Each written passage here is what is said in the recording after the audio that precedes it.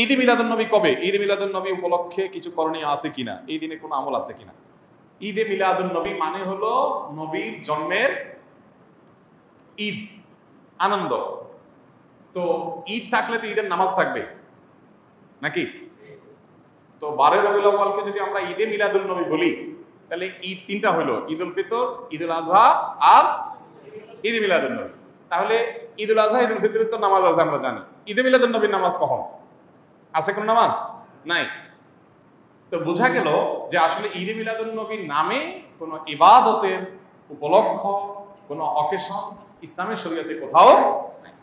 তবে এটা ঠিক, এই কথাগুলো আমরা বললে আমাদের কিছু ভাই, যারা আমাদেরই ভাই, মুসলিম ভাই, হয়তোবা তারা মনে কষ্ট পান। তারা মনে করেন যে এরা নবীর দুশ্মন, এদের মনের ভিতরে নবীর মহব্বত নাই, নবীর ভালোবাসা নেই। ভাই, নবী সাল্লাল্লাহু আলাইহি ওয়াসাল্লামের জন্ম দিবস উদযাপন করলেই তার প্রতি ভালোবাসা আছে, আর না করলে নাই। এই যোগ বিয়োগ করা এত সহজ, শর্টকাটে হিসাব করার ক্ষমতা আপনারা কে দিছে?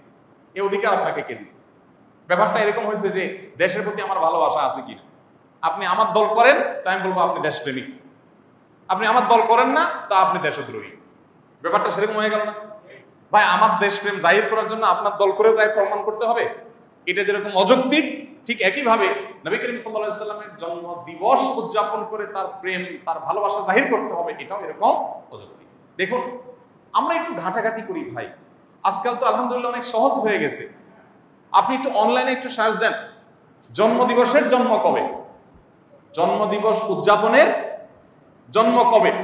পৃথিবীতে জন্মদিবস উদযাপনের এই কালচার, এটারও তো জন্ম হয়েছে নাকি? নাকি আদম আলাইহিস সালাম থেকে শুরু হয়েছে? এটা তো শুরু হয়েছে।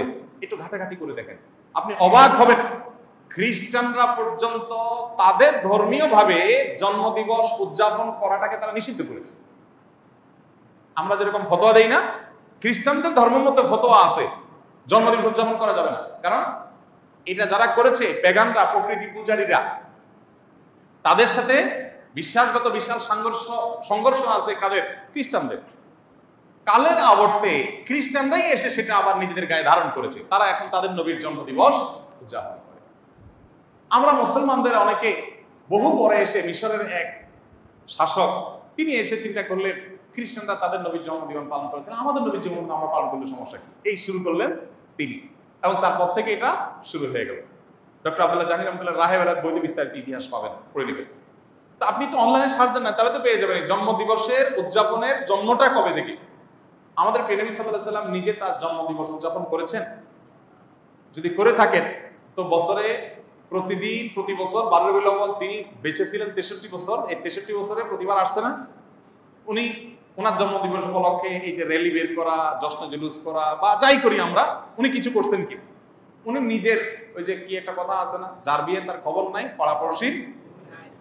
ওনার নিজের জন্মদিবস উনি উদযাপন করলেন না, ওনার চার খলিফার কেউ করলেন না, কোন সাহাবী করলেন না। আমরা মহব্বত জাহির করার জন্য ওনার জন্মদিন উদযাপন। ব্যাপারটা কেমন হয়ে গেল? আল্লাহ আমাদের ভাইদেরকে সঠিকটা বোঝার তৌফিক দান করুন।